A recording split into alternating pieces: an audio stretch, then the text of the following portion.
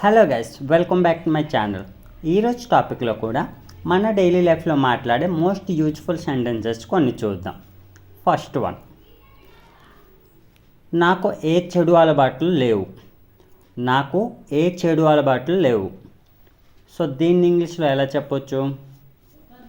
I don't have any bad habits.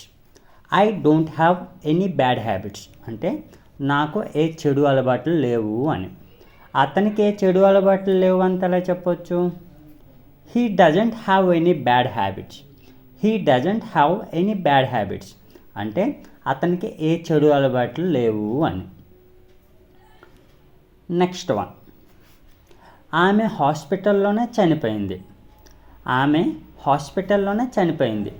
దీన్ని ఎలా చెప్పొచ్చు? She passed away in the hospital.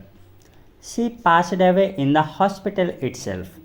She passed away in the hospital itself అంటే ఆమె హాస్పిటల్లోనే చనిపోయింది అని. ఆమె హాస్పిటల్లో చనిపోయిందంటే she passed away in the hospital అని చెప్పొచ్చు. హాస్పిటల్లోనే అలా అంటున్నాం కదా, సో అలాంటప్పుడు మనం ఇట్ సెల్ఫ్ అనేది యూజ్ చేయాలి. సో దీని యొక్క మీనింగ్ వచ్చేసి ఇది. నెక్స్ట్ వన్, నువ్వు ఎంతవరకు చేయగలవు.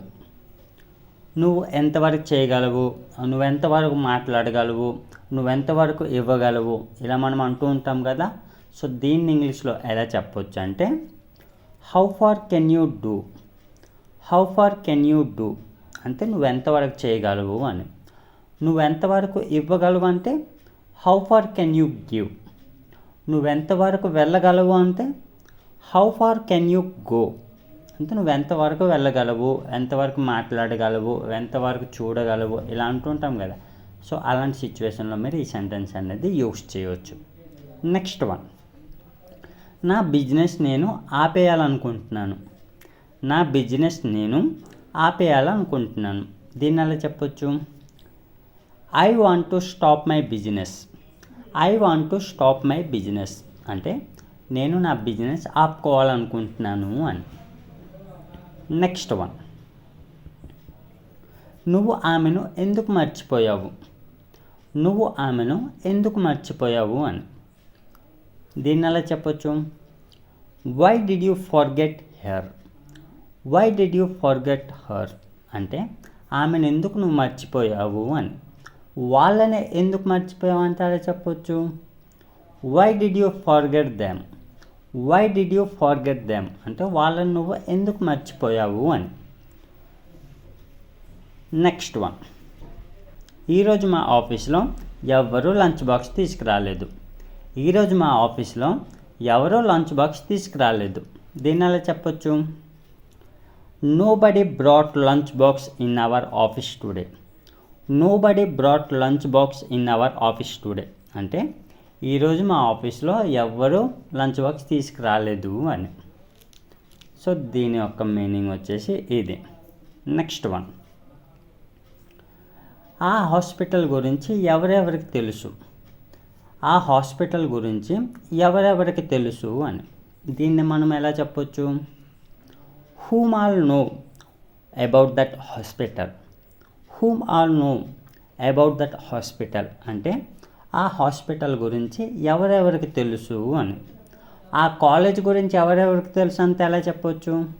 Same, whom all know about that college. Whom all know about that college అంటే ఆ కాలేజ్ గురించి ఎవరెవరికి తెలుసు అని. సో దీని యొక్క మీనింగ్ వచ్చేసి ఇది. నెక్స్ట్ వన్, నువ్వు ఎందుకు ఇంగ్లీష్లో మాట్లాడలేకపోతున్నావు.